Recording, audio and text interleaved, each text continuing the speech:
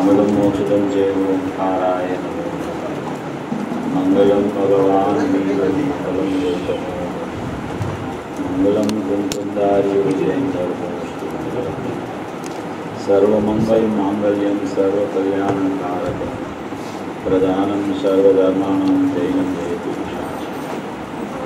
नमः समयशालाय स्वामी विद्या चकासते चित स्वभावाय भावाय शक्तिरक्षिते एगो में शशदो पादान दर्शन लक्षण शेषा में भाईगा भावा सभी से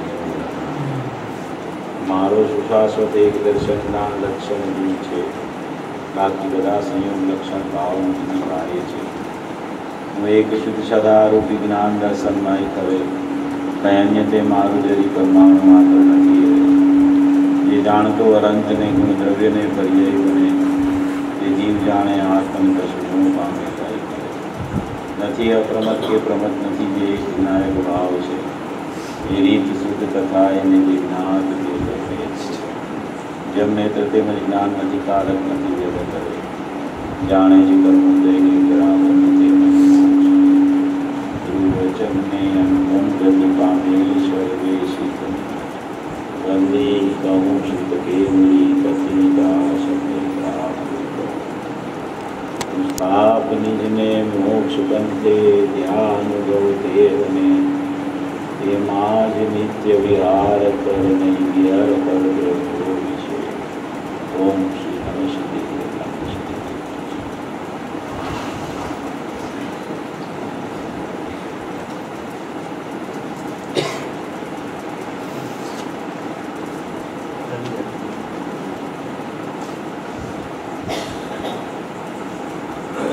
प्रश्न है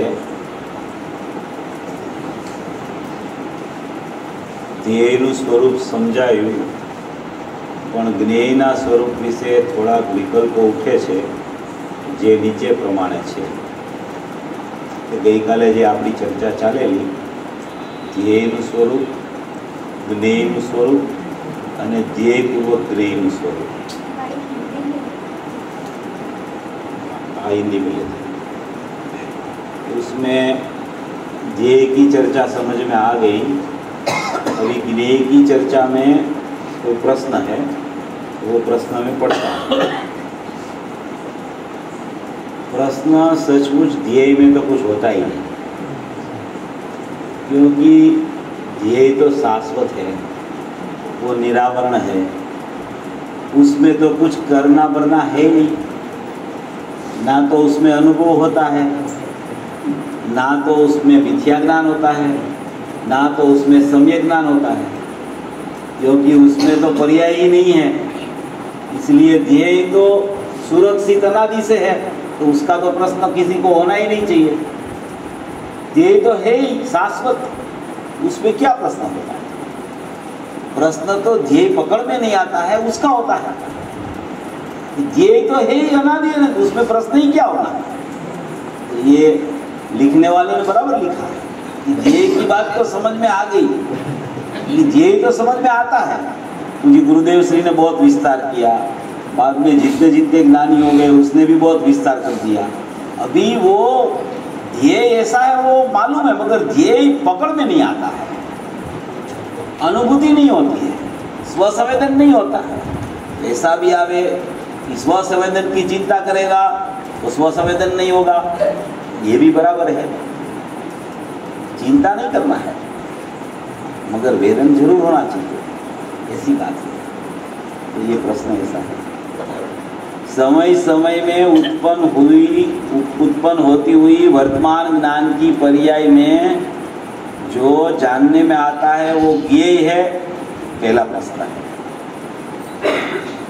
समय समय में उत्पन्न होती हुई ज्ञान की जो वर्तमान उपयोग रूप दशा है उसमें जानने में अनुभूति स्वरूप भगवान आत्मा त्रिकाली द्रव्य आ रहा है तो उस अपेक्षा से वो त्रिकाली द्रव्य को ज्ञेय भी बोला जाता है स्वज्ञेय और ये वर्तमान उपयोग को ज्ञान बोला जाता है।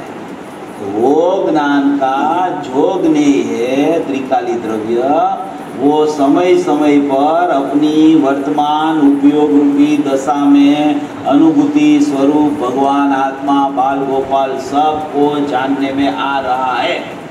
किसी को जानने में नहीं आता है ऐसा नहीं है, सबको जानने में आ रहा है। निगोद से लेके सिद्ध अवस्था तक ये व्यवस्था है कि जो अपना ज्ञायक देव में से प्रकट होता हुआ उपयोग रूपी ज्ञान का स्वभाव है, उसमें बाल गोपाल सबको अनुभूति स्वरूप भगवान आत्मा जानने में निरंतर आ रहा है, बिना विक्षेप निरंतर जानने में आ रहा है। तो ये प्रश्न पहला, वर्तमान ज्ञान की पर्याय में जो जानने में आता है वो ज्ञेय है कि उसको ज्ञेय स्वज्ञेय बोला जाता है।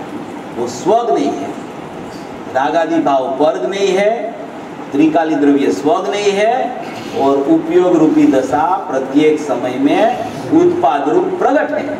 उसमें जब तक राग प्रतिभाषित भी होता है फिर भी राग के तरफ लग जावे तो वो अज्ञान दशा हो जाती है।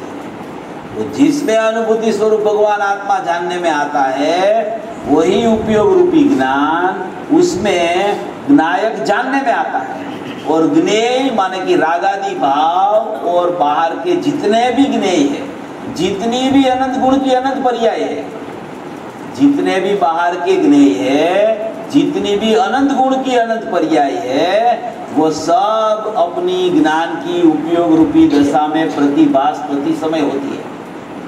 जब तक वो पर्याय का जानना चालू रहता है ज्ञान की पर्याय में, तो उसका लक्ष्य वो पर्याय पर चला जाता है और उसका लक्ष्य अनुभूति स्वरूप भगवान आत्मा जानने में आता है, उधर से खिसक जाता है। तो वो जीव को अनुभूति स्वरूप भगवान आत्मा जानने में आता होने पर भी जानने में नहीं आता ऐसा हो जाता है। माने कि अनुभूति स्वरूप भगवान आत्मा तो जानने में आता है, मगर जो जानने में आता है उसको नहीं जानता है। और जो जानने में सचमुच में नहीं आता है, जो सचमुच में प्रतिभाषित है, जो सचमुच में ज्ञान की पर्याय से भी अनंत गुण की अनंत पर्याय पृथक है, उसको जानने में रुकता है तो यहाँ से उपयोग च्युत होकर बाहर चला जाता है। तो ये प्रश्न पहला का उत्तर आ गया कि समय समय में उत्पन्न होती हुई उपयोग रूपी ज्ञान की जो दशा है उसमें जो जानने में आता है वो ज्ञेय है। तो दो ज्ञेय का अपन ने बात की, एक स्वज्ञेय और एक परज्ञेय, मगर सचमुच में तो स्वज्ञेय जानने में आ रहा है, वो उसको पता नहीं है, उसको स्वीकार नहीं आता है। इसलिए समय समय समय पर समयवर्ती जीव अज्ञानी होता है। प्रत्येक समय में या तो अज्ञानी होता है या तो सम्यक ज्ञानी होता है। ये समयवर्ती वाला हिसाब किताब है। एक समय का अज्ञान है, एक समय का अज्ञान दूसरे समय में दूर हो सकता है, कोई स्टॉक नहीं है अज्ञान का। अज्ञान समयवर्ती है, जानने में आते हुए भी वो नहीं जानता है उसको, उसी का नाम अज्ञान है। तो वो प्रति समय ऐसा फंक्शन चालू है। अभी एक समय में अज्ञान हुआ, दूसरे समय में हुआ, तीसरे समय में हुआ, चौथे समय में उसको ये बात पता चल जाए कि मेरा ज्ञायक देव तो त्रिकाल है, वो ध्रुव है, शाश्वत है, अनादि अनंत है, एक रूप है, नित्य निरावरण है, जैसा है वैसा ही है, वो वस्तु मात्र है, वैसा उसको पता चल जाए तो उसका लक्ष्य वहाँ जो जानने में आता है उस पर चला जाए, तो उसका उपयोग का सदुपयोग रूप परिणमन हो जाए। ये एक बात। जानना और प्रतिभास में ऐसी बात है कि प्रतिभास है वो प्रतिभास जो है ना वो भिन्न पदार्थ का सचमुच में होता है, और जानना सचमुच अभिन्न पदार्थ का होता है। जानना किसको बोला जाता है कि जिसमें से वो भाव प्रकट होता है उसका जानना कभी छूटता नहीं है। ज्ञान का उपयोग ज्ञायक में से प्रकट होता है तो उसका जानना कभी छूटता नहीं है। और बाकी के जो भाव है, रागादि भाव है, मोह राग द्वेष वाले भाव है, वो सब श्रद्धा की विपरीत पर्याय और चारित्र की विपरीत पर्याय है। वो भिन्न रूप से उसके ज्ञान में प्रतिभाषित होती है, वो एक में एक नहीं है, वो भिन्न रूप से प्रतिभाषित होती है। तो उसको बोला जाता है पृथकता।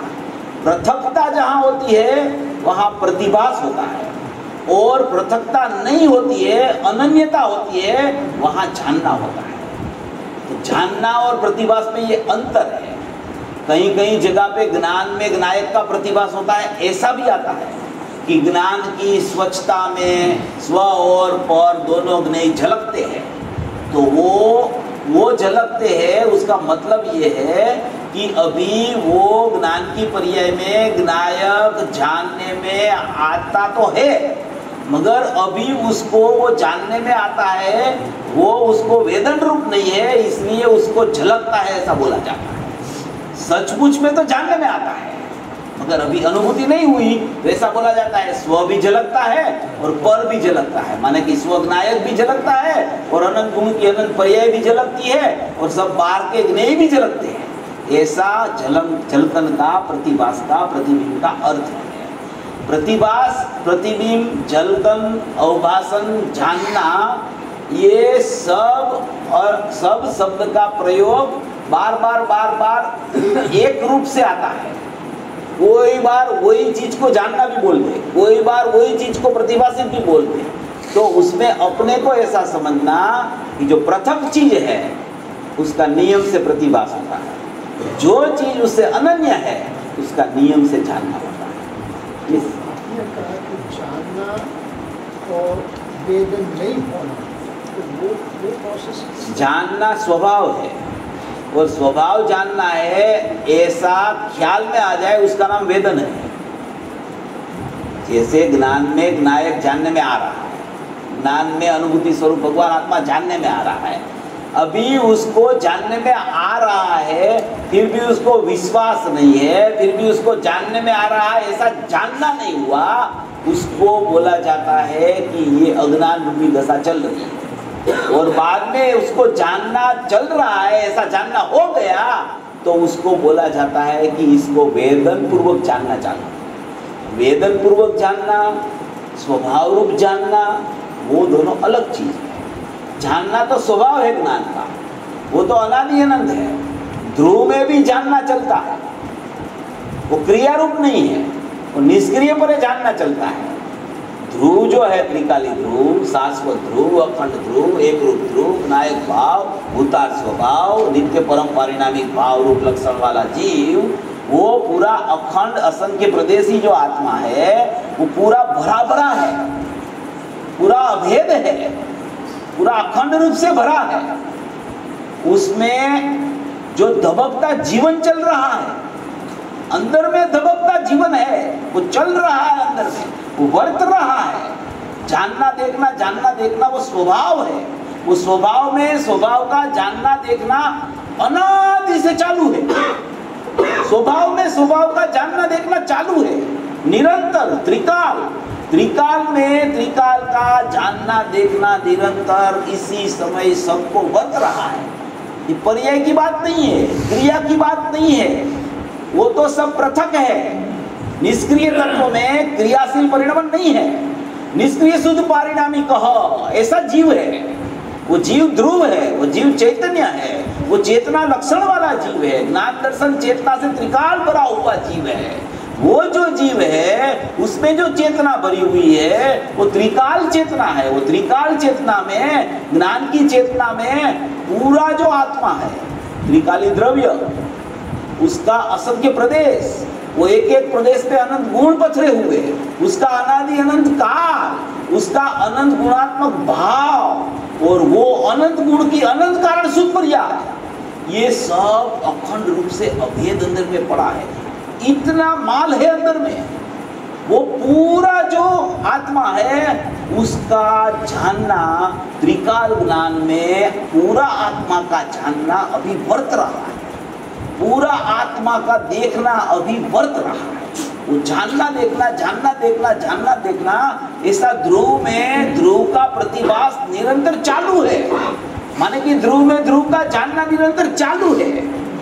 वहां गुरुदेव ने बोला ध्रुव में ध्रुव का प्रतिभास है। तो ध्रुव में ध्रुव का प्रतिभास क्या होता है? तो कि ध्रुव में ध्रुव का जानना चालू है। जानना चालू है माने वहां वेदन नहीं है, वहां क्रिया नहीं है, वहां कोई अनुभूति नहीं है, वहां मात्र वर्तना है, वहां मात्र जानना देखना है। तो जानना देखना अगर अंदर में नहीं हो, अंदर में जानना देखना नहीं होवे, तो वर्तमान उपयोग रूपी पर्याय में नायक का जानना आवे कैसे? अगर वहां अंदर में जानना देखना नहीं होवे, तो अनुभूति स्वरूप भगवान आत्मा बाल गोपाल सबको जानने में आ रहा है। वो अनुभूति स्वरूप भगवान आत्मा जानने में आ रहा है। वो जो उपयोग जो है, वो जो ज्ञान है, वो जो क्रियाशील ज्ञान है, वो प्रगट रूप ज्ञान है। वो प्रगट रूप ज्ञान तो अंदर में से बहता बहता आया है उत्पाद रूप।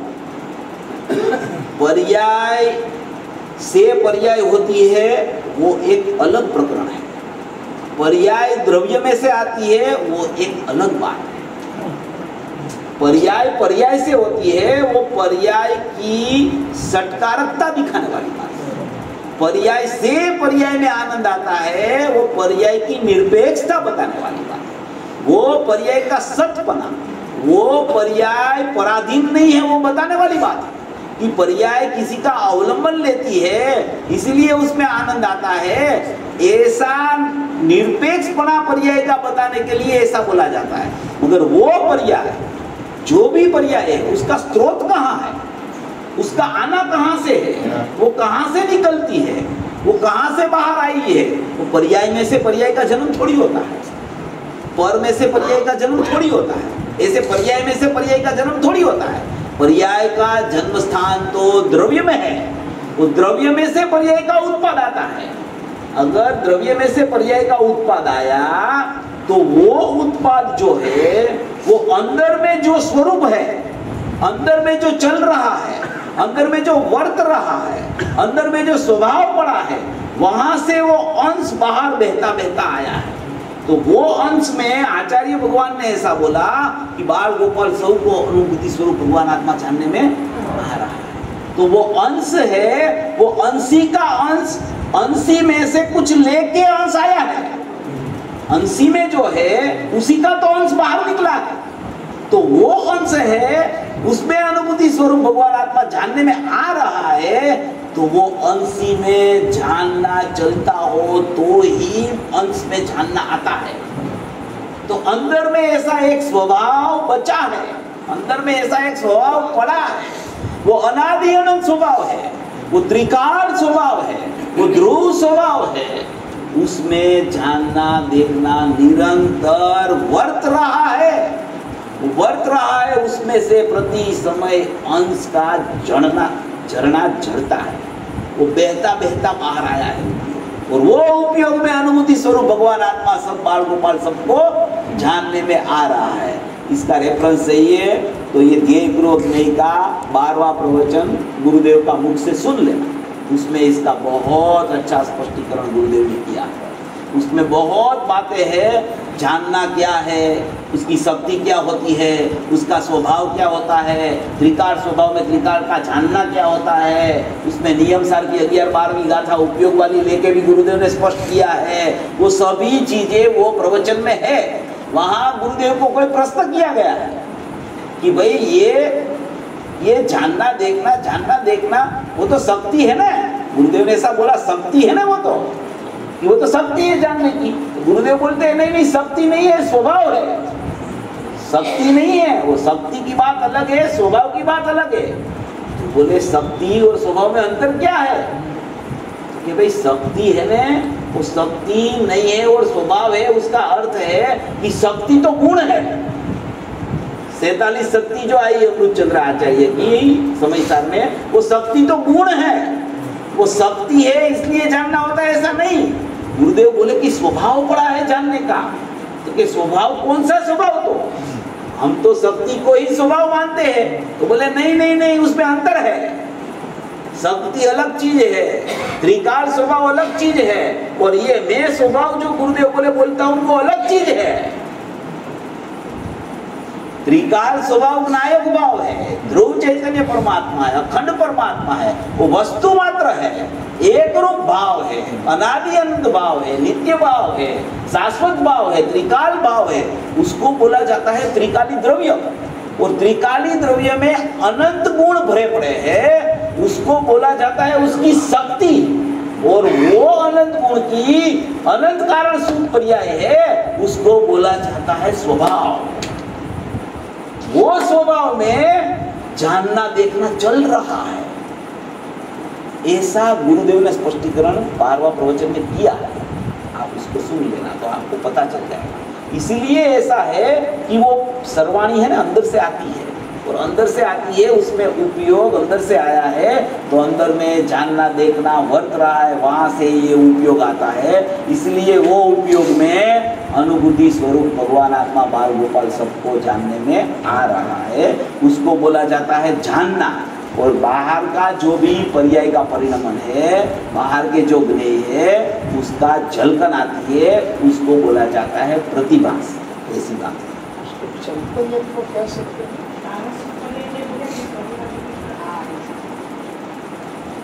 उसको चैतन्य को कह सकते हैं। किसको?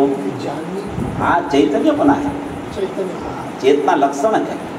देखो लक्षण है ना, लक्षण जीव का लक्षण दो प्रकार का होता है। अभी दोनों प्रकार का लक्षण में ज्ञान है। जीव का लक्षण दो प्रकार का होता है, दोनों प्रकार का लक्षण ज्ञान वाला है। एक ज्ञान है वो त्रिकाल ज्ञान है, उसको लक्षण बोला जाता है। और एक ज्ञान है वो वर्तमान उपयोग रूपी ज्ञान है, उसको भी लक्षण बोला जाता है। गुरुदेव ने आज गाथा याद की थी कि सर्वज्ञ ज्ञान विषय सदा उपयोग लक्षण जीव है। 23, 24, 25 की गाथा है ना, उसमें ये बात आई है, तो आज गुरुदेव ने भी याद किया। सर्वज्ञ ज्ञान विषय सदा उपयोग लक्षण जीव है। अभी परम पारिणामिक भाव लक्षण बोला जाता है त्रिकाली द्रव्य का, और उपयोग लक्षण बोला जाता है वो ज्ञेयभूत अभेद वाला लक्षण है, वो उपयोग लक्षण है। माने ज्ञेयभूत अभेद वाला कि जिसमें अनुभूति स्वरूप भगवान आत्मा अनुभव में आ रहा है वो उपयोग है, वो उत्पाद वाला उपयोग है, वो उपयोग भी निरपेक्ष है, और वो उपयोग में अनुभूति स्वरूप भगवान आत्मा जानने में आ रहा है, वो क्रियाशील उपयोग ज्ञान वाला है। हाँ, और अंदर में जो पारिणामिक भाव रूप जो बोला त्रिकाल उपयोग, वो ध्रुव रूप नित्य पारिणामिक भाव लक्षण वाला है, वहां भी ज्ञान है और उपयोग में भी ज्ञान है। तो वो जो अंदर में ध्रुव ज्ञान है, बाहर में क्रियाशील ज्ञान है, अंदर में निष्क्रिय ज्ञान है, बाहर में क्रियाशील ज्ञान है, वो दोनों की कथनचित अनन्यता है। कथनचित अनन्य का अपन ने अर्थ कल कर लिया था, फिर भी आज कोई लोग नए हो तो फिर से बोलता हूँ। कथनचित अनन्यपना किसको बोला जाता है? कथनचित अनन्यपना का मतलब ऐसा नहीं है कि ये ज्ञान ज्ञायक से ऐसे अभिन्न है, उसका नाम कथनचित अनन्यपना नहीं है। जैसा ज्ञायक है वैसा ही प्रकट रूप उत्पाद वाला ज्ञान होता है, उसको सामान्य उपयोग स्वाभाविक ज्ञान ज्ञान का परिणमन जैसा ज्ञायक है ऐसा ही उत्पाद अंदर से आता है। अंदर से उत्पाद कोई अज्ञान लेके नहीं आता है, अंदर से उत्पाद कोई सम्यक ज्ञान लेके भी नहीं आता है, अंदर से ज्ञान आता है। वो ज्ञान जो अंदर से आया वो ज्ञान जैसा प्रकट हुआ तो वो ज्ञायक जैसा ही ज्ञान स्वाभाविक होने से उसको कथनचित अनन्य माने कि दोनों एक जैसा ही है, इसीलिए उसको कथनचित अनन्य बोला जाता है। अनन्य का मतलब ऐसा नहीं होता कि पर्याय और द्रव्य एक रूप हो गया है, ऐसा उसका अर्थ नहीं होता है। अभी आपका प्रश्न है कारण सूत्र पर्याय वाला। कारण सूत्र पर्याय ऐसी चीज है कि वो अंदर में ध्रुव में अभेदपने रहती है, वो भेद रूप नहीं है, भिन्न रूप तो नहीं है मगर वो भेद रूप भी नहीं है। तो भेद रूप तो नहीं है मगर कारण सूत्र पर्याय को पूज्य गुरुदेव श्री ने ध्रुव सामान्य का ध्रुव विशेष बोला है। तो ध्रुव सामान्य, वो त्रिकाली द्रव्य और त्रिकाली द्रव्य का अनंत गुण, वो मिला के ध्रुव सामान्य बोला जाता है। और उसकी अनंत गुण की अनंत कारण सूत्र पर्याय है, उसको ध्रुव विशेष बोला जाता है। तो ये ध्रुव सामान्य और ध्रुव विशेष, वो दोनों का अखंडपणा वो दृष्टि का विषय है। उसका अखंडपणा दृष्टि का विषय है, उसमें अपने को भेद नहीं करना, उसको अखंड देखना, उसको ध्रुव देखना, उसको सामान्य ही देखना, पूरे को सामान्य विशेष करके उसने समझाया है कि ध्रुव में ऐसे दो विभाग भी अंदर में है, मगर वहां एक रूपता को लक्ष्य में लेने से ही दृष्टि सम्यक होती है। तो अंदर में ध्रुव सामान्य और ध्रुव विशेष होने पर भी वो ध्रुव सामान्य और ध्रुव विशेष अखंड है, वो अखंड पर दृष्टि जाती है, तब उसकी दृष्टि सम्यकता को प्राप्त होती है। अभी जो स्वभाव और शक्ति वाली बात है, वो शक्ति जो है ना, वो शक्ति गुण है। वहां जो 12वें प्रवचन में स्वभाव बोला है, वो स्वभाव पूज्य गुरुदेव श्री ने त्रिकाली ज्ञान और त्रिकाली दर्शन का उस पे संकेत किया है, क्योंकि वो नियम सार की चर्चा करके वो चर्चा पूज्य गुरुदेव श्री ने वहां पे ली है। तो शक्ति है वो भी निरपेक्ष है, स्वभाव है वो भी निरपेक्ष है, दोनों निरपेक्ष है। और दोनों निरपेक्ष हो तो ही निरपेक्ष का जानना निरपेक्ष में होता है। माने कि गुरुदेव ऐसा बोलते हैं, श्रोता बोलते हैं कि शक्ति है, तो गुरुदेव बोलते हैं स्वभाव पड़ा है, तो कोई शक्ति सापेक्ष है और स्वभाव निरपेक्ष है, ऐसा नहीं है। शक्ति कभी सापेक्ष नहीं होती, व्यक्ति सापेक्ष होती है। शक्ति नियम से निरपेक्ष होती है, व्यक्ति हमेशा सापेक्षता को धारण करके रहती है। शक्ति कभी सापेक्ष नहीं होती, शक्ति कभी व्यक्ति की अपेक्षा नहीं रखती। शक्ति व्यक्ति की अपेक्षा रखे तो शक्ति को सापेक्ष बोला जाता है, मगर व्यक्ति शक्ति की अपेक्षा रखती है, इसलिए व्यक्ति सापेक्ष है। शक्ति तो निरपेक्ष है, मगर वहां जो स्वभाव की बात पूज्य गुरुदेव श्री ने बोली है, उसमें गुरुदेव ऐसा कहना चाहते हैं कि स्वभाव में स्वभाव का जानना, त्रिकाली ज्ञान में पूरा अखंड ध्रुव का जानना, निरंतर हरेक जीव को अंदर में ध्रुव का जानना देखना वर्त रहा है। ध्रुव विशेष में ध्रुव सामान्य का जानना मतलब, हाँ वही ध्रुव विशेष है, वहां उसको स्वभाव बोला, और ध्रुव सामान्य है, उसका जानना वो ध्रुव विशेष में वर्त रहा है, ऐसा बोला। ऐसा गुरुदेव ने स्पष्टीकरण किया है, एकदम चोखा स्पष्टीकरण है। तो सुनने से भी पता चलता है, और अपने पास तो अक्षरस प्रवचन है तो उससे पता चल जाता है। इसका खुलासा इतना है। प्रश्न हो तो पूछ लेना जरूर, आप कोई प्रॉब्लम नहीं है। ये ज्ञेय मात्र प्रतिभा स्वरूप रहता है कहाँ तक? ये ज्ञेय मात्र प्रतिभा स्वरूप रहता है कहाँ तक? ये स्वज्ञेय है, ये दोनों तो चर्चा हो गई है। आपका है प्रश्न ये? अच्छा, ज्ञान की पर्याय कब सम्यक होती है, तब तक वो कौन सा भाव है? अच्छा, अभी ज्ञान की पर्याय कब सम्यक होती है और वो कौन सा भाव है? अभी ज्ञान की पर्याय में जो है ना, वो भाव जो चल रहा है ना, वो उसको तो सयोपसम भाव बोला जाता है। ज्ञान की पर्याय सयोपसम भाव रूप है। साइक भाव तो प्रकट होता है केवल ज्ञान तब होता है। अभी वर्तमान वर्तती छद्मस्त जीव की ज्ञान की पर्याय सयोपसम भाव रूप परिणमन रूप प्रति समय होती है। अभी सयोपसम भाव रूप है, अभी अंदर द्रव्य में एक सयोपसम भाव है, तो द्रव्य तो पारिणामिक भाव है। चार भाव औदयिक, औपसमिक, सयोपसमिक, साइक, ये तो चारों सापेक्ष है, और परम पारिणामिक भाव है वो निरपेक्ष है, परम निरपेक्ष है। तो ज्ञान की पर्याय आती कहां से है? वो ध्रुव में से आती है। ध्रुव में से आती है तो ध्रुव में से सयोपसम ज्ञान लेके नहीं आती है। सयोपसम ज्ञान तो उत्पाद होता है तब बोला जाता है उसको, जब कोई भी अंश का उत्पाद होके परिणमन होता है, तब उसमें कोई न कोई भाव वर्तता है। जब तक अंदर से जो ज्ञान का अंश प्रकट होता है, उसी समय परिणमन होता है। प्रकट होता है और परिणमन होता है, उसमें कोई समय भेद नहीं है। जिस समय वो प्रकट होता है उसी समय उसका परिणमन होता है। वैसे ही परिणमन लेके प्रकट होता है। हाँ, वैसा ही परिणमन लेके प्रकट होता है, मगर अंदर से एक स्वयं संभाव नहीं आता, ये मेरे को सिद्ध करना। अंदर नहीं ना चल संभाव, अंदर पारिणामिक भाव है। अभी अंदर पारिणामिक भाव है तो अंदर से एक स्वयं संभाव कैसे आएगा?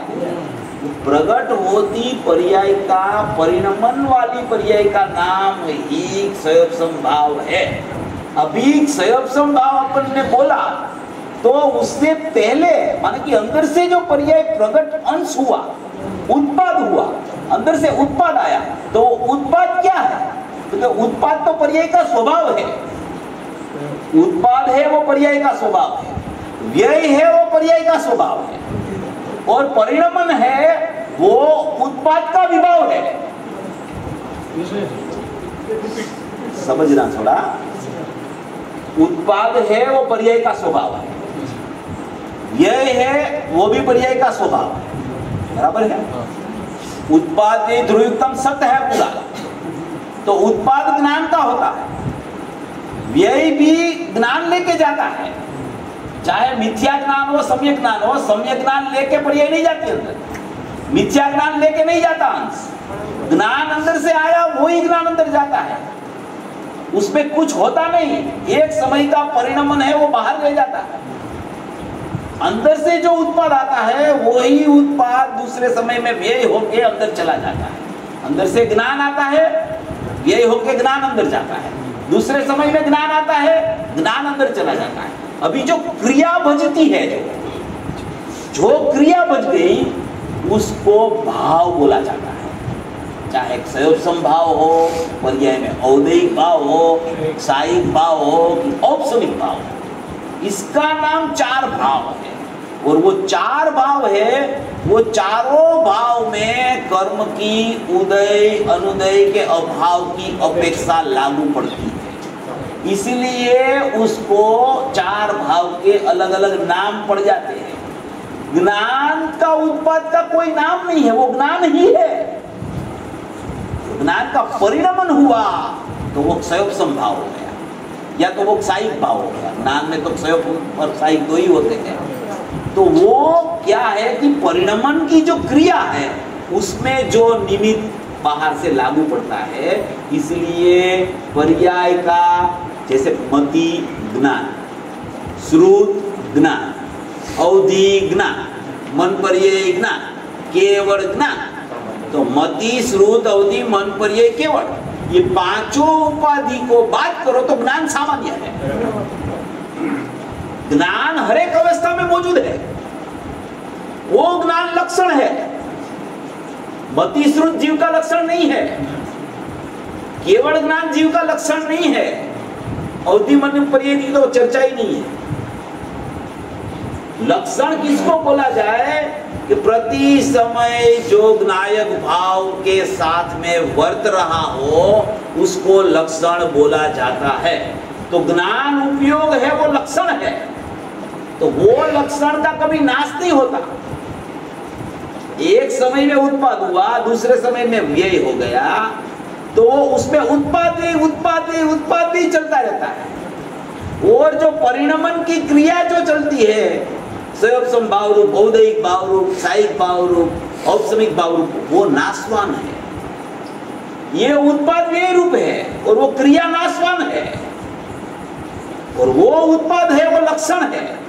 व्यय भी अंदर जाता है तो पारिणामिक भाव हो जाता है, और बाकी की जो क्रिया चलती है मति श्रुत अवधि मन पर्याय केवल, वो सब सापेक्ष है। उपयोग है वो निरपेक्ष है, उपयोगवान भी निरपेक्ष है, और वो अनादि अनंत है उपयोग और उपयोगवान। ये सब मति श्रुत अवधि मन पर्याय केवल सब उपाधि निकल जाती है तब भी ज्ञान बचता है, और सब उपाधि नहीं जोड़ो तो भी उत्पाद में से ज्ञान आता है उत्पाद में, तो वो ज्ञान लक्षण है। और वो ज्ञान लक्षण निरंतर अपने लक्ष्य को प्रसिद्ध करता ही उत्पन्न होता है। बाकी का जो परिणमन की क्रिया है उसमें ये पांचों ज्ञान लागू पड़ते हैं, मति श्रुत अवधि मन पर्याय केवल। तो इसको बोला जाता है ज्ञान उपयोग लक्षण अनादि अनंत जीव का है। देखो अभी मति श्रुत ज्ञान है, अभी अपने सबके पास मति श्रुत ज्ञान है ना, अभी अपन उसको लक्षण बोले तो क्या दोष आता है?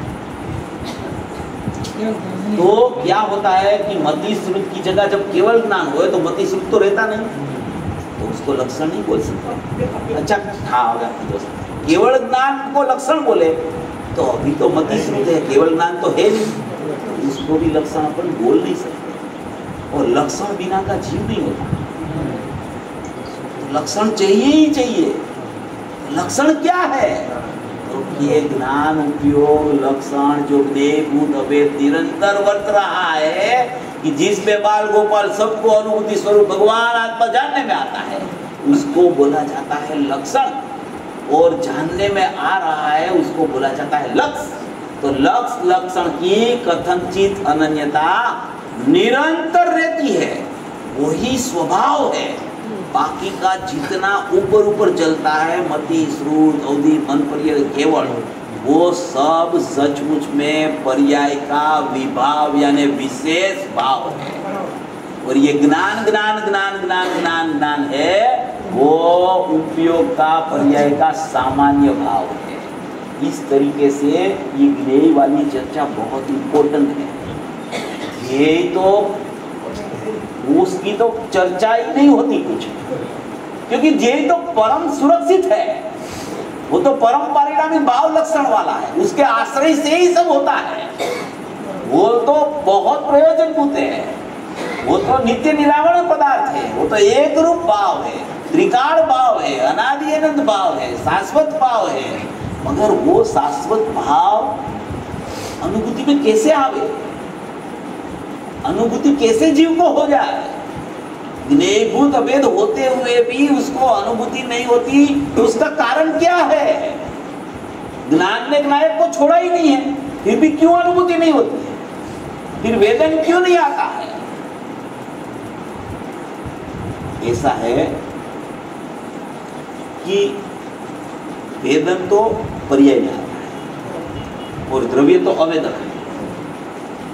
अभी अवेदक है, वो कैसे पता चलेगा कि ये अवेदक है? चलो अपन बोलते अवेदक है, तो ध्रुव है, शाश्वत है, परम पारिणामिक भाव लक्षण है, मगर वो पता कैसे चलेगा कि ये सचमुच में अवेदक है, सचमुच में अकारक है, सचमुच में ये ध्रुव है? ये पता कैसे चलेगा?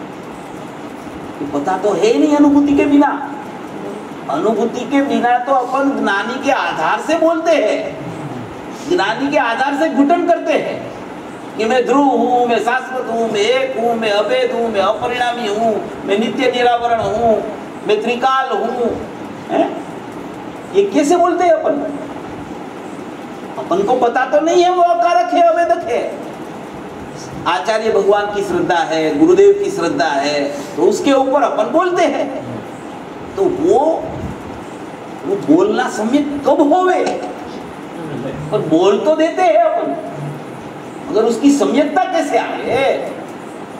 कि जब तक वेदन नहीं होवे तब तक आत्मा अवेदक है पता ही नहीं चले। जब वेदन आत्मा की उपयोग रूपी दशा में वेदन प्रकट होवे, स्वसंवेदन होवे, तब उसको पता चले कि ये वेदन तो पर्याय में आता है और द्रव्य तो अवेदक है। उससे पहले बोलना होता है, श्रद्धा होती है, मगर वास्तव में श्रद्धा और वास्तव में ज्ञान कब प्रकट होवे कि वेदन के बिना अवेदक की भी सचमुच में खबर नहीं पड़ती। इसलिए जितना अवेदक आवश्यक है उतना ही वेदन आवश्यक है, उसमें कोई कमी ज्यादा वाली बात नहीं है। गुरुदेव बोलते हैं अनुभव के बिना तो जीव जिंदा मुर्दा ही है, तो जिंदा है ही नहीं, मुर्दा पड़ा है वो, उसके पास कुछ नहीं है। अनुभूति के बिना कुछ है ही नहीं। यानी कि अनुभूति के बिना कुछ है ही नहीं, इसलिए कि अनुभूति की चर्चा करते रहना, ऐसा नहीं। मगर अनुभूति का विषय और अनुभूति कैसे हुए वो तो जरूर समझना चाहिए। अनुभूति कैसे हुए उसकी चर्चा करने से कोई पर्याय दृष्टि नहीं हो जाता। इसका नाम पर्याय दृष्टि नहीं है, ऐसा मत समझना। कोई अनुभूति की चर्चा करे तो वो पर्याय दृष्टि हो गया, ये तो पर्याय का लक्ष्य हो गया, ये तो पर्याय पर उसका ज्ञान चला गया, उसकी पर्याय पर दृष्टि चली गई। ऐसा नहीं होता है। अनुभूति की चर्चा करते हैं तो पता चलता है कि अनुभूति ऐसे होती है, नहीं तो अनुभूति की चर्चा ही नहीं चले तो अनुभूति आने की तैयारी हो नहीं तो पता नहीं चले उसको। जीव पहले आता है निर्णय में, फिर निर्णय करके आता है यथार्थ निर्णय में, यथार्थ निर्णय के बाद में आता है सविकल्प स्वसंवेदन में, सविकल्प स्वसंवेदन के बाद में आता है निर्विकल्प स्वसंवेदन में। तो ये पूरी प्रोसेस है, ये प्रोसेस है। उसमें अपने को सोच लेना कि अपन कहाँ खड़े हैं और अपना घुटन ध्रुव त्रिकाली द्रव्य का कितना अपनी अवस्था में चल रहा है। सब चलता है पर्याय में, मगर सब चलना चाहिए द्रव्य के लिए। सब चलता है पर्याय में, सब चलना चाहिए द्रव्य के लिए, तब अनुभूति होती है। ऐसे नहीं होता कि भाई मेरे को तो अभी, मैं तो अवेदक हूँ, मैं तो अकारक हूँ, मैं तो ध्रुव हूँ, अभी वेदन नहीं आया, तो उसको उसका संशोधन करना चाहिए, उसको ढंढोड़ना चाहिए। संशोधन ज्ञान करता है, विधि निषेध ज्ञान में चलता है। विधि निषेध के बिना भेद ज्ञान नहीं होता है, भेद ज्ञान के बिना अभेद की दृष्टि नहीं होती है। तो ये सब प्रोसेस है, सभी जीव को चलती है ऐसी प्रोसेस। मगर ऐसी प्रोसेस की विधि ही पता नहीं हो तो उसे खुद को पता नहीं चले कि मेरी प्रोसेस सही है कि गलत है। फिर क्या होता है कि उसमें इसको भय लगता है कि इसमें भेद हो जाएगा, इसमें भेद का लक्ष्य हो जाएगा, इसमें विकल्प हो जाएगा, इसमें पर्याय दृष्टि हो जाएगी, इसमें तो पर्याय की चर्चा चलती है। ऐसे मत सोचना। सब ज्ञानी 45 साल तक बहुत चर्चा करते हैं, ऐसा नहीं हुआ है वो ध्रुव की चर्चा करते हैं। जब ध्रुव का विषय चले तो पर्याय को कभी याद नहीं करता, मगर ध्रुव का विषय चले पर्याय को याद नहीं किया, मगर पर्याय में कुछ दिखे ही नहीं अपने को कि भाई यथार्थ निर्णय की भूमिका भी दिखती नहीं है, तो समझ लेना कि अपन ध्रुव के पक्ष में खड़े हैं। ध्रुव की वास्तविकता अपनी समझ में नहीं आई है। और वो पक्ष है, कोई भी पक्ष है ने वो अनुभूति में बाधक है, चाहे पर्याय का पक्ष हो चाहे द्रव्य का पक्ष हो, सभी पक्ष बाधक है अनुभूति में। इस तरीके से सोच चलाना तो आत्मा जल्दी हाथ में आ जाएगा और आत्मा पकड़ में सहज में आता है। उसके पास क्या है, वास्तविक ज्ञान में स्पष्टीकरण नहीं है पूरा आत्मद्रव्य का। या तो वो पर्याय के पक्ष में चला जाता है, पर्याय का घुटन चलता रहता है, या तो द्रव्य के पक्ष में चला जाता है। वो निरपक्ष नहीं हुआ है, वो निष्पक्ष नहीं हुआ है, वो मध्यस्थ नहीं हुआ है। मध्यस्थ होता है ना जो जीव, वो ज्ञाता हो जाता है। मध्यस्थता में ज्ञातापना है और सहज में वितरागता चलती है। तो मध्यस्थता और ज्ञातापना जिसको आता है वो उसको कभी कोई भी बात आवे ना तो उसको इस तरीके से निषेध नहीं चलता कि जैसे वो वस्तु है ही नहीं। ऐसे नहीं होता है। जो चीज जैसी है उसको वहाँ उसके स्थान में वो रखता है और फिर उसकी दृष्टि छोड़ता है। मैं बहुत बार दृष्टांत देता हूँ, कई लोगों को पता होगा, बहुत सामान्य दृष्टांत, मगर वो दृष्टांत में सिद्धांत परा है। माने कि द्रव्य पर्याय का अपन कैसे उसका निर्णय करें, कैसे उसकी परीक्षा करें, कैसे उसको चेक करें। जैसे आता है पर्याय द्रव्य में है ही नहीं, पर्याय त्रिकाल में तो है ही नहीं, उत्पाद नहीं है, तो पर्याय तो बहुत दूर की बात है। उत्पाद को संयोग कहा है, व्यय को वियोग कहा है, तो अभी पर्याय है ही नहीं, पर्याय की दृष्टि छोड़ना है, तो वो पर्याय की दृष्टि छूटे कैसे? और किसने प्रश्न किया था मुख्य गुण वाला? आपने किया था ना, उसी पर बात है।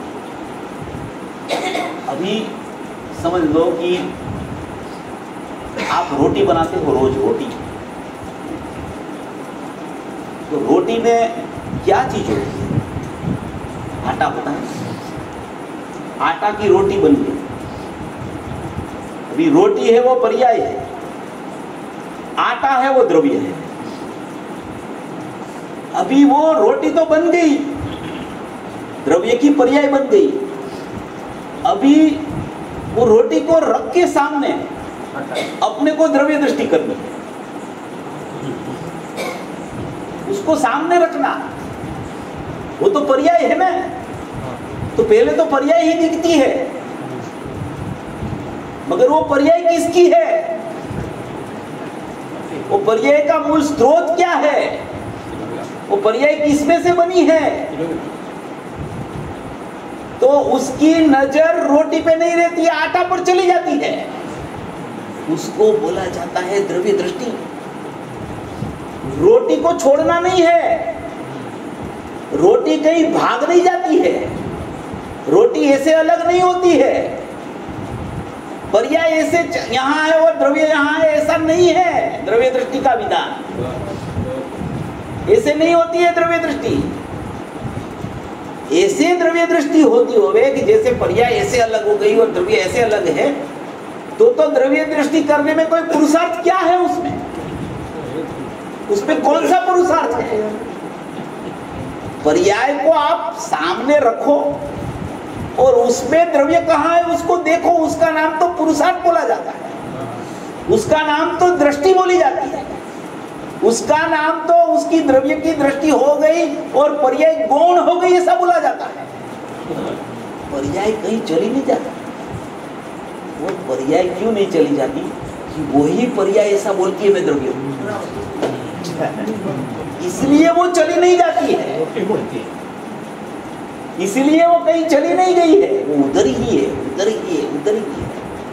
अभी वो आटा है वो द्रव्य है और रोटी है वो पर्याय है, तो आटा में भी ज्ञान है और रोटी है वो भी ज्ञान की बनी हुई है। सुनना जरा, वो दोनों ज्ञान का परिणमन है, वहां ज्ञान ही ज्ञान है, बहता हुआ ज्ञान, बहता हुआ ज्ञान, बहता हुआ ज्ञान चला आता है। अभी वो ज्ञान में कथनचित अनन्यता है, अभी वो कथनचित अनन्यता में उसकी दृष्टि कहां पड़ती है? ज्ञान पर कि ज्ञायक पर, बस।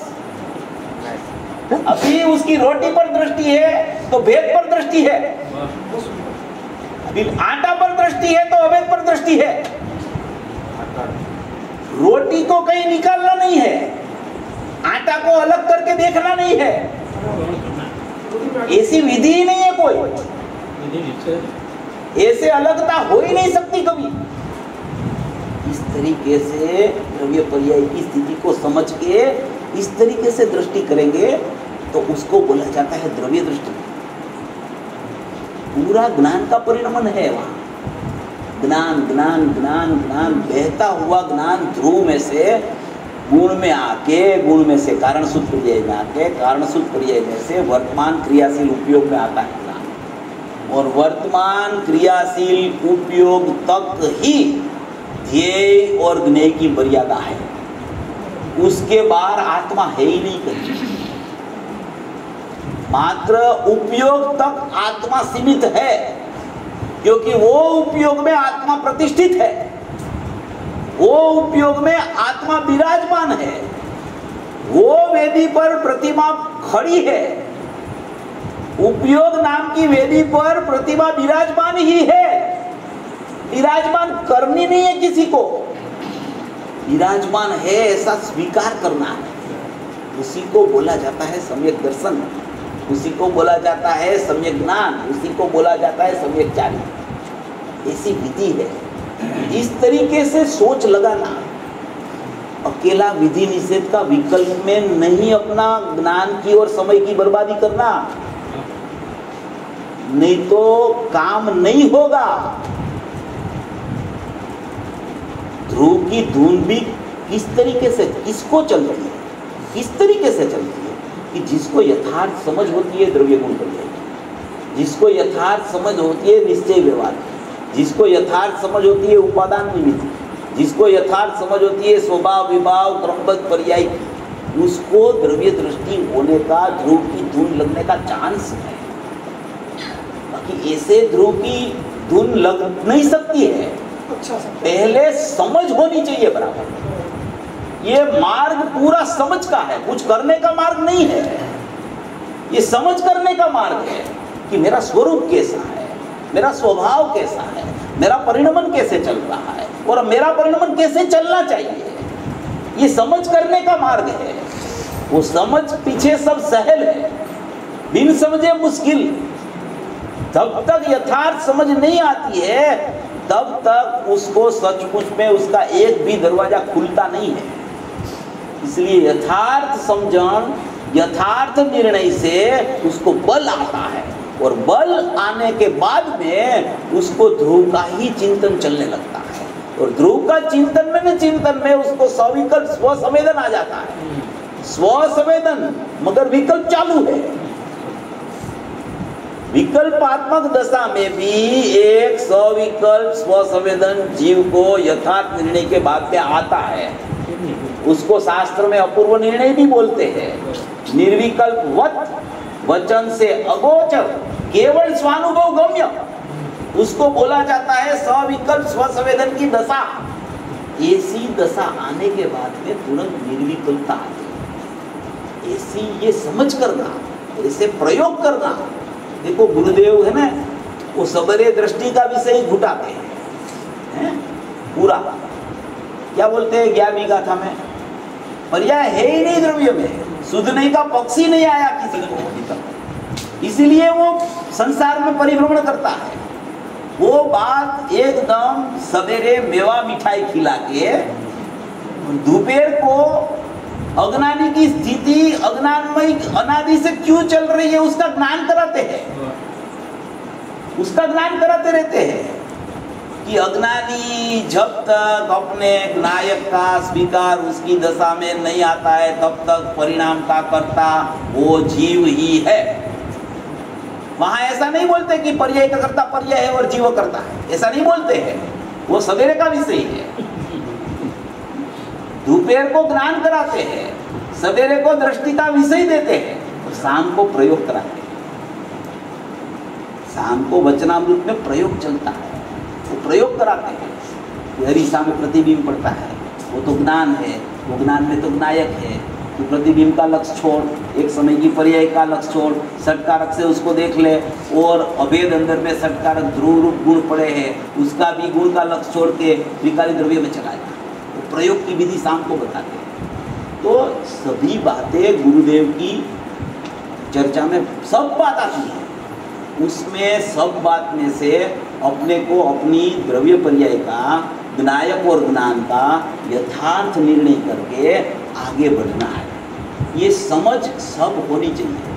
कोई ऐसा नहीं है कि किसी को समझ नहीं है, ऐसा मैं नहीं बोल रहा हूँ, मगर जीव अटकता है कहीं भी तो गुरुदेव बोलते हैं अटकने के साधन अनंत है और छूटने का साधन एक ही है, ध्रुव त्रिकाली चैतन्य परमात्मा का लक्ष्य। तो अपने को अपने अपने सोच लेना अपन की कहाँ गलती होती है कि गुरुदेव इतना इतना देते हैं तो उसमें अपन कहाँ रुक जाते हैं, ये अपने को सोचना है।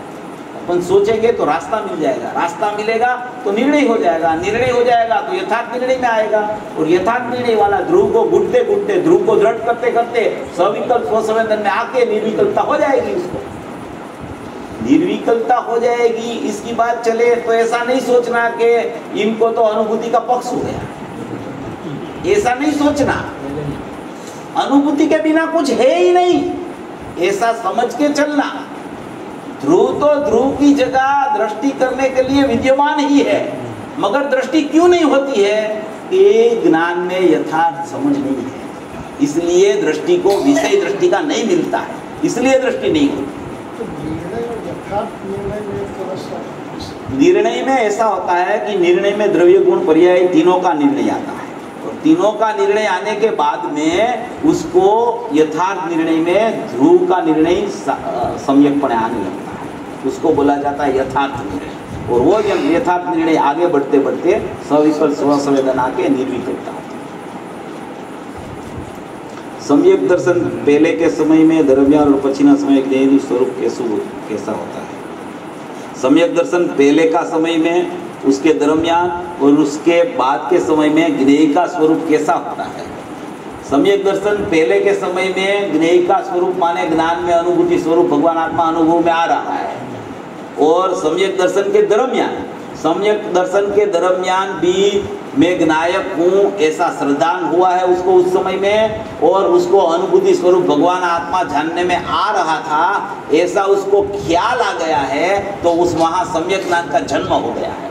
तो वैसे सम्यक दर्शन पूर्वक सम्यक ज्ञान होता है। पहले ज्ञान पूर्वक श्रद्धा को विषय मिलता है, फिर अनुभूति में सम्यक दर्शन पूर्वक सम्यक ज्ञान होता है, ऐसी बात है। और बाद का समय में ज्ञेय का स्वरूप ऐसा है कि दो भेद पड़ जाते हैं उसमें, वो कल अपनी चर्चा हो गई है, उपयोग और परिणति वाली। एक उपयोग चलता है विकल्पात्मक दशा में, और एक परिणति चलती है अंदर ध्रुव की सन्मुखता वाली। वो ध्रुव की सन्मुखता वाली परिणति अभेद रूप से चलती है, उसमें अनंत गुणों की आंशिक पर्याय सम्यक होकर चलती है। श्रद्धा की पर्याय पूरी सम्यक हो गई है, दूसरे अनंत गुणों की पर्याय आंशिक सम्यक है, बाकी की आंशिक भाग जो पर्याय का है वो बाहर चल रहा है। बाहर माने क्या? बाहर माने उपयोग मात्र उधर से च्युत हुआ है, और उपयोग में टिका है, उपयोगवान को छोड़ा है, इसके लिए उसको बोला जाता है कि उपयोग बाहर आ गया है। उपयोग कहीं दूसरी जगह चला नहीं जाता, उपयोग में रहता है, उपयोगवान को छोड़ा है, उसको बोला जाता है कि उसकी विकल्पात्मक दशा आ गई है। ध्येय पूर्वक ज्ञेय का भान कब हुआ कहने में आता है, और कितना काल रहे। ध्येयपूर्वक જ્ઞેયનું ભાન ક્યારે થયું કહેવાય અને એ કેટલો કાળ રહે? ध्येयपूर्वक જ્ઞેય का भान सम्यक दर्शन के काल में ही होता है, और वो कितना काल रहता है इसकी कोई अलग अलग जीव की अलग अलग स्थिति होती है। असंख्य समय बोला जाता है, किसी को थोड़ा टाइम चलता है, किसी को ज़्यादा टाइम चलता है, किसी को तुरंत छूट जाता है। वो तो अपनी अपनी पुरुषार्थ की मस्ती कैसी चलती है और तत्समय की पर्याय की योग्यता कितनी है उसके ऊपर आधारित रहता है। उसमें सब जीव को एक सरखा ही होवे ऐसा नहीं होता है। अभी सोगानी जी की अपन बात करें तो उसको तो कभी भी निर्विकल्प ध्यान आ जाता था, ऐसे हर एक समय दृष्टि को नहीं होता है। ऐसे किसी को तो थोड़े टाइम के बाद में भी आता है। उसमें उसका काल है कि कोई भी सम्यक दृष्टि हुआ उसको मिनिमम 6 महीने के काल में एक बार सदुपयोग आना चाहिए, नहीं तो वो मिथ्या दृष्टि हो जाता है। श्रावक का काल 15 दिन का है, पंचम गुणस्थान वर्ती श्रावक का 15 दिन में उसको अनुभूति होनी चाहिए, नहीं तो उसको पंचम गुणस्थान छूट के चतुर्थ गुणस्थान में वो आ जाता है। और मुनिराज की स्थिति 7वां 6वां गुणस्थान वाली की स्थिति एक अंतर्मूर्त की है। एक अंतर्मूर्त में उसको अनुभूति आवे सदुपयोग आवे और आवे। गुरुदेव तो बोलते हैं पौनी सेकंड और पौनी सेकंड का आधा काल में, हाँ उसमें 7वां आता है और बाकी की सविकल्प दशा होती है। वो उत्कृष्ट मुनिराज जो अभी श्रेणी चढ़ने वाले हैं, वो धवल में बात आई है कि अभी वो श्रेणी चढ़ने वाले हैं, उसकी इतना टाइम में उसको निर्विकल्प दशा आने लगती है। बाकी ज्यादा से ज्यादा पीरियड अंतर्मुख का है ऐसा। उसमें सादा वो उपरितन गुणस्थान का काल अधस्तन गुणस्थान से आधा होगा। हाँ वो बराबर है।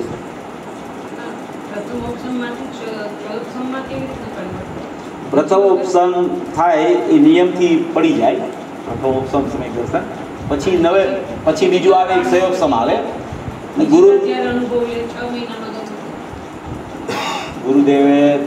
गुरुदेव ने तो वहाँ तक लिया है कि प्रथम औपसमिक की पर्याय जो है पहले समय वाली पर्याय को औपसमिक बोलते हैं, उसका दूसरा समय हो गया तो वो सयोपसम। इसमें समझ गुरुदेव ने यहाँ तक लिया है।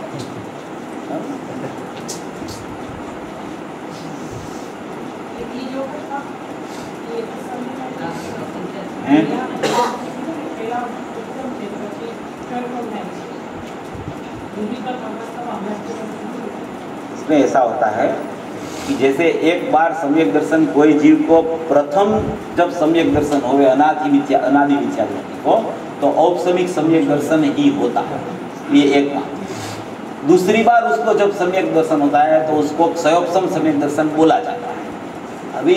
अभी तीसरी बात कि गुरुदेव ने ऐसा बोला कि प्रथम औपसमिक सम्यक दर्शन जिसको होता है वो पहले समय को ही औपसमिक बोला जाता है। वो औपसमिक लंबा चले तो उसको क्षयोपसम बोल देना, ऐसा 11वीं गाथा में है मेरे ख्याल से उसके प्रवचन में, आप सुन लेना।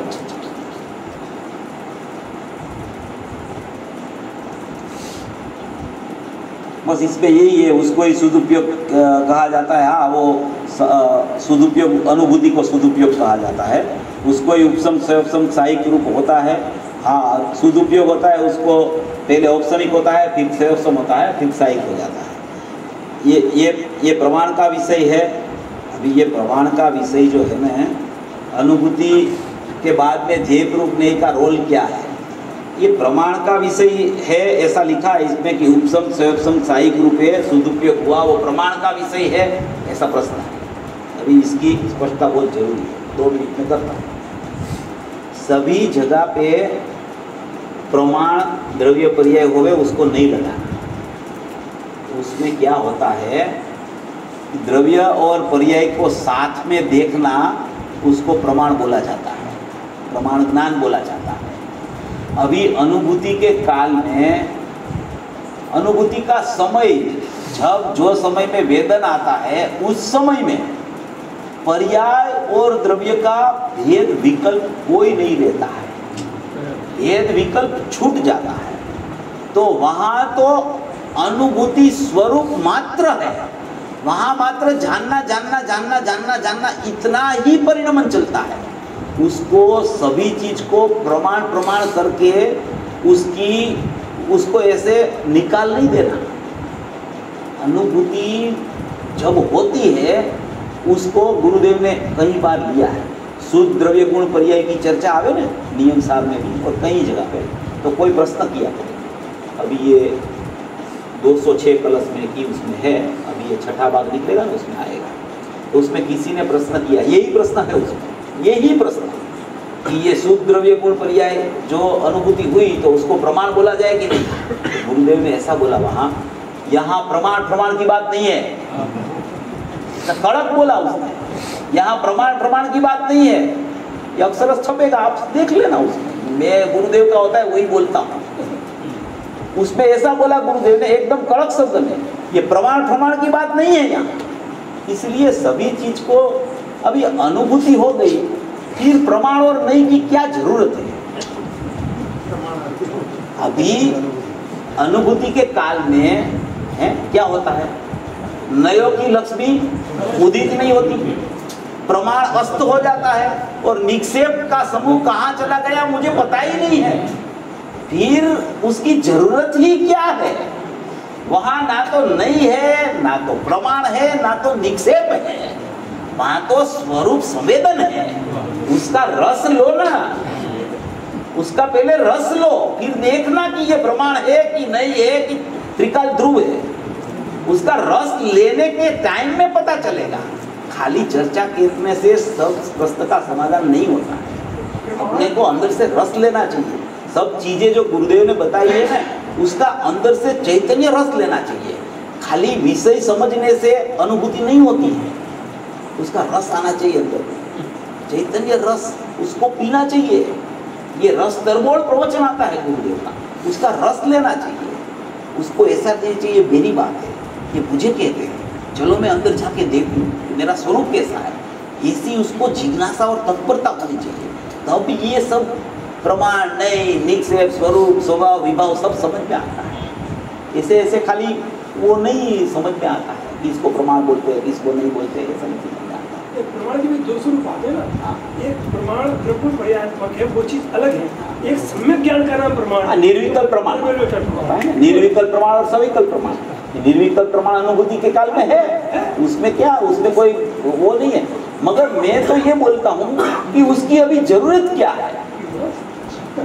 निर्विकल्प प्रमाण वो पता है सबको कि अनुभूति के काल में निर्विकल्प प्रमाण होता है, फिर उसमें मैं बोलता हूँ उसकी प्रमाण की अपने को चर्चा करने की जरूरत क्या है? वो निर्विकल्प प्रमाण बोल दिया, चलो अभी उससे फायदा क्या? पहले अनुभूति तो करो, वो मूल बात तो बोलो। परम कृपालु अनंत उपकारी श्री सद्गुरुदेव नमो जय। अभी अपनी कल चर्चा नहीं है, कल तो मैं जा रहा हूँ। चेतन भाई, thank you for your time. Thanks.